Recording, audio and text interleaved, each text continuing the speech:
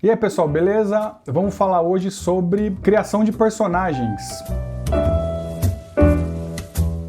O personagem, ele não é uma pessoa real. Por mais que a gente tenha essa vontade e essa necessidade de reproduzir na literatura aquilo que se passa no mundo real, assim como uma história não é a reprodução exata de eventos reais, uma pessoa que está ali no livro, no caso o personagem, ele não é exatamente igual a uma pessoa real, não deve ser. Um ser humano real, ele tem várias nuances, vários detalhes e elementos contraditórios. E se você desenvolver um personagem com muitos elementos contraditórios, muitos detalhes, nuances, vai soar inverossímil e você não vai conseguir transmitir uma mensagem coerente e coesa.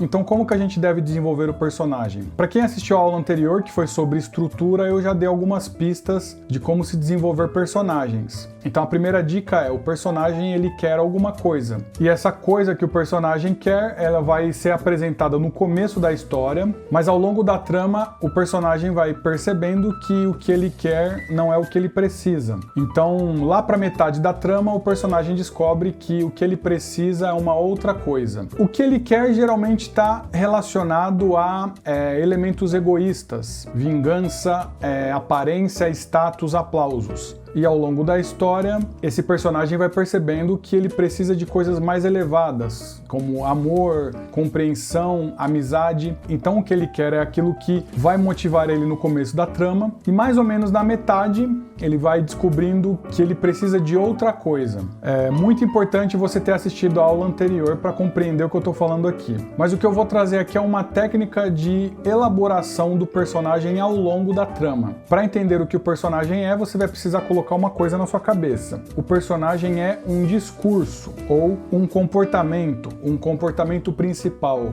Ou melhor dizendo, o personagem é um discurso e possui então um comportamento dominante. Pois bem, esse comportamento dominante na verdade é algo falho, uma falha de caráter. E para quem assistiu a aula anterior, você já sabe que a falha de caráter, ela está relacionada com algum vazio. E por sua vez, o vazio no personagem está conectado com algum fantasma do passado ou trauma do passado. E ao longo da trama, esse comportamento dominante vai oscilando para melhor e para pior. Então vamos pegar um exemplo simples de um personagem que é alcoólatra. Se você já entendeu a estrutura aristotélica que eu passei na aula anterior, você vai compreender toda a oscilação de comportamento do personagem, no caso aqui, um personagem alcoólatra, e você vai conseguir conectar essa oscilação na estrutura aristotélica. Como assim? Dá uma olhadinha nesse gráfico. Pois bem, a gente vai inserir as nuances e as variações do comportamento do personagem justamente ao longo das transições das partes da estrutura aristotélica. Então, passando da primeira parte para o começo da parte do meio, ali no primeiro ponto de virada, a gente pode colocar uma melhora no comportamento dominante do personagem. Nesse caso aqui, o personagem decidiu fazer um tratamento.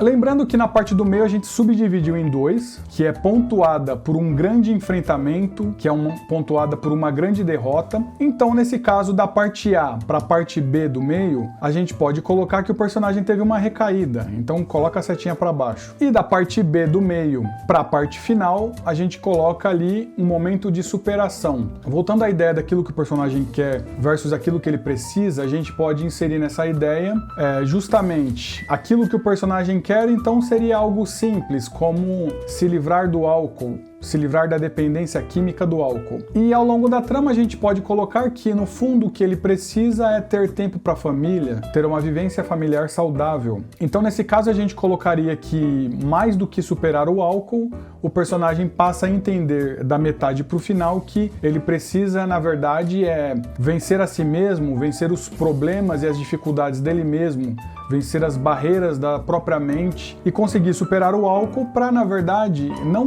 ser aplaudido ou ter uma espécie de ganho de vaidade, mas ele precisa superar isso para, de repente, ter mais tempo com a família, ter mais tempo com os filhos. Então, na verdade, a dica aqui é o seguinte: o que você vai trabalhar na sua história é, primeiro, o personagem tem uma visão imatura ou materialista, simplista, superficial daquilo que ele quer. E aí, lá para metade da história, mais ou menos, depois que ele tem um grande enfrentamento, uma grande derrota, ele passa a entender que o que ele quer precisa ser entendido de uma forma mais profunda. Por que ele quer aquilo? É por vaidade? verdade ou é por causa de valores maiores, mais elevados? A partir daí o personagem ele passa a ter uma visão diferente daquilo que ele quer e ele entende, na verdade, o principal, que é o que ele precisa. Então a grande dica que eu dou para vocês é entender o personagem como um discurso, não só o protagonista. Todos os personagens têm um discurso latente que fica martelando ao longo da história. Esses discursos contribuem para você construir a narrativa, construir o simbolismo e a mensagem da história. Então, além do personagem ser um discurso, ele possui um comportamento principal, um comportamento dominante,